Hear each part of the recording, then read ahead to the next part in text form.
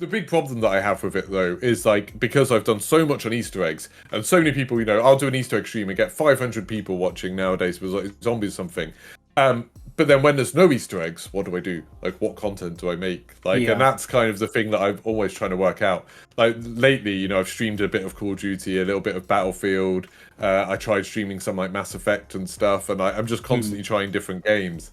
And it's like it's very hit or miss, like how you get people to watch other things. I mean, you must do it. Like I've seen you like stream all different kinds of stuff. Like start off the crew and things, but it's like it's like casting your net and seeing what works. It's like I used to stream the crew pretty much all the time. That was my staple.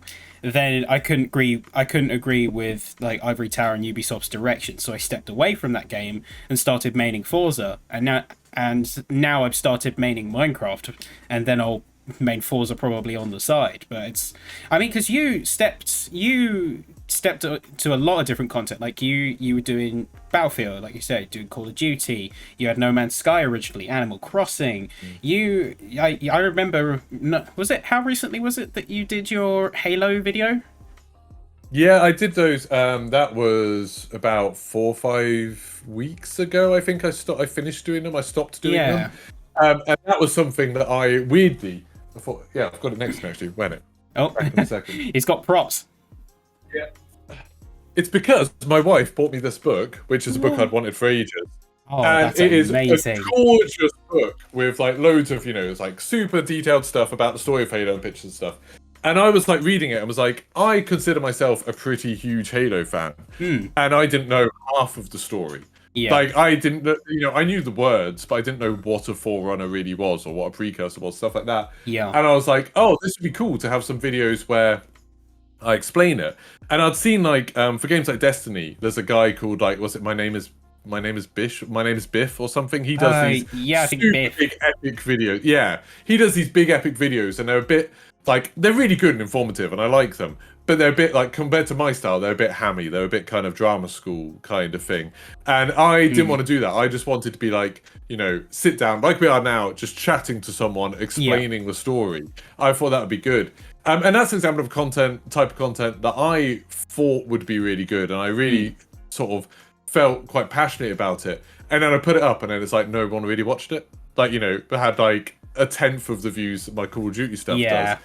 And like that's a real pain where I always have to sort of check stuff against how much time I have and what I'm getting back from it. And there's some stuff you think, okay, maybe this will grow in future, and there's some stuff where I'm just immediately, this isn't working. This isn't working, yeah. Yeah, and I might come back to it. Like closer to the launch of Halo Infinite, I might do those videos again because they're not like they're fairly easy to make. It's a lot of research and then explaining it.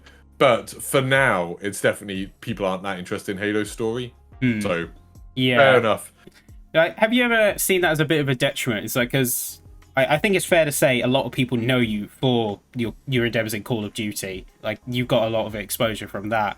But have you ever would you consider that as like the biggest struggle? Is like wanting to do something different, wanting to branch out a little bit, and then just seeing that okay, it's just like Call of Duty is the only thing that pulls in views and pulls in numbers.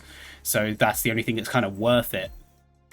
This is a weirdly deep conversation about content creation. I've had this conversation a couple times with people, and it always goes on forever because it's like the way I see it, and this is a really brutal, horrible thing to think about, is you see your follower numbers and your viewer numbers and stuff like that. They are fake. Like those numbers are not real. Like say my YouTube, I think I've got like 17,000 subscribers on YouTube. I would say probably 80% of those people clicked the subscribe button months ago and then forgot about me. Yeah. And they just can't be bothered to unsubscribe. And the same thing on Twitch and the same thing on Twitter. And I know this because if I do something that makes them realize that I watch it, like say Hitman, when Hitman came out, I played the whole game in one go and then put up 6 videos in one day, like one of each level. Yeah. And then I lost so many subscribers. And I think it's because their subscription feed was suddenly filled with me. And they were like, why am I following this guy? Like, who is it? Yeah, exactly. Yeah. So even though I've got like quite high numbers on some things, I don't see them as real. And it's like, and then if I can cut that up even more to on YouTube, how many of my followers are or subscribers are just people who want to see Call of Duty guides. Like that's probably a massive lot. So when I'm making like Halo videos, or I'm making a video about like Chivalry 2 or something like that, or Battlefield, I have to think that like I'm growing that from scratch. Like I'm starting essentially from zero. Yeah. So like if I get like, I think one of my Battlefield videos got 1,000 views in a week, and I was like, okay, that would be terrible compared to my Call of Duty stuff, but as a Battlefield video, that's not bad. Like I'm starting to build up people who are watching me for that, and YouTube's thankfully pretty good because you can see stuff like how many people subscribed while watching a certain video, so you can see like, okay, that had a positive thing. I'm starting to pick up a Battlefield thing, but I'm very aware that all of my numbers at the moment are basically Call of Duty fans. Like, you know, I can see it if I stream something that's not Call of Duty. Nowadays, I'll get like maybe 20 people watching, and I could almost list them off by name. Like, I know these people. They're not watching me for the game. They're watching me to see me and like to talk to me and that sort of thing. And it's like building up that audience, like that core group of people who are there to watch you for you, is like the main thing I think any content creator should do. Yeah. I'm always very wary of anyone who says like, you know, oh, I'm like a Warzone streamer, or like I'm a Fortnite streamer. It's like one day that game's not going to be popular anymore. And then like what one will you day do? that's going to be gone. Yeah, like you're done. I mean, you can see at the moment with Call of Duty zombie streamers that they haven't had much content for the last few years because, you know, Modern Warfare didn't have zombies. And then this game hasn't had many zombies maps. And it's like some of them have really struggled because they can't just keep making content of the same thing again and again and again. So you get some people branch out into other stuff, which I think is a really good idea. Yeah. And some people just essentially are like, okay, see you next year. Like, I'm not going to make any content. Which, if you're trying to make a living from it, you can't do that. So I think making a diverse fan base is really, really important, but it's unbelievably hard to do. It's really difficult. No, I think that's a really genuine and realist take on it.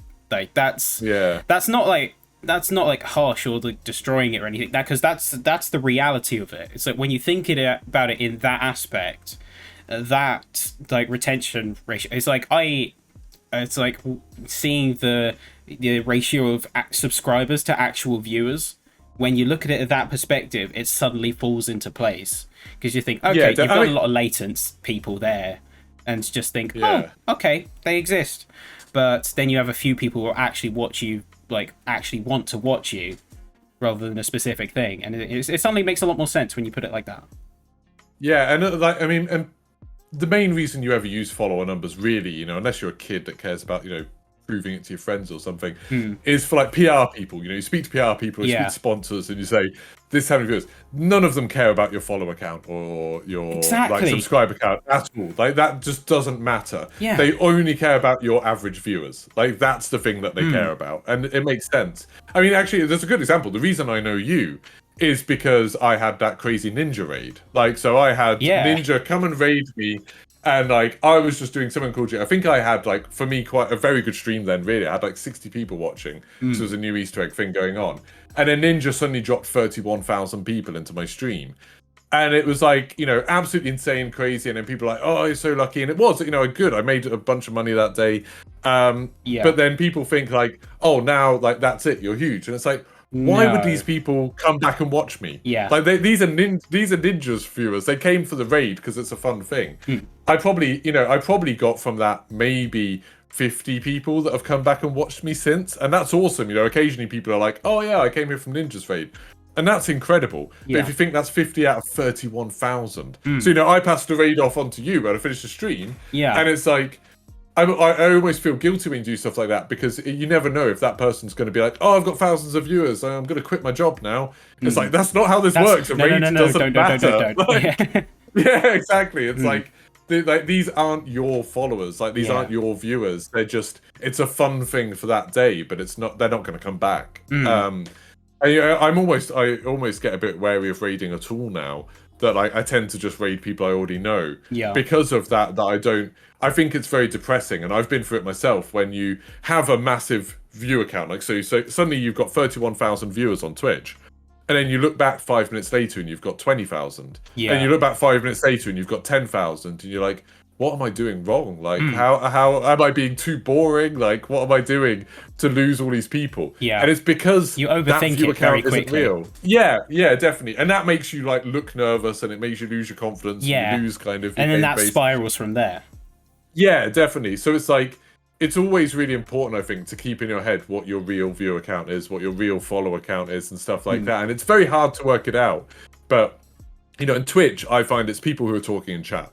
Like, I generally think my real viewer count is how many people are talking in chat. I was in a stream earlier of someone else's who had 160 people watching, and there were 2 people talking. And I think, really, he's got 2 viewers. Like, 2 people are in that community. And I know that's not true. Like, lots of people lurk and lots of people watch stuff. But you can't, there's no way to measure that. So the easiest way is just who's actually engaging with you, like who's talking to you.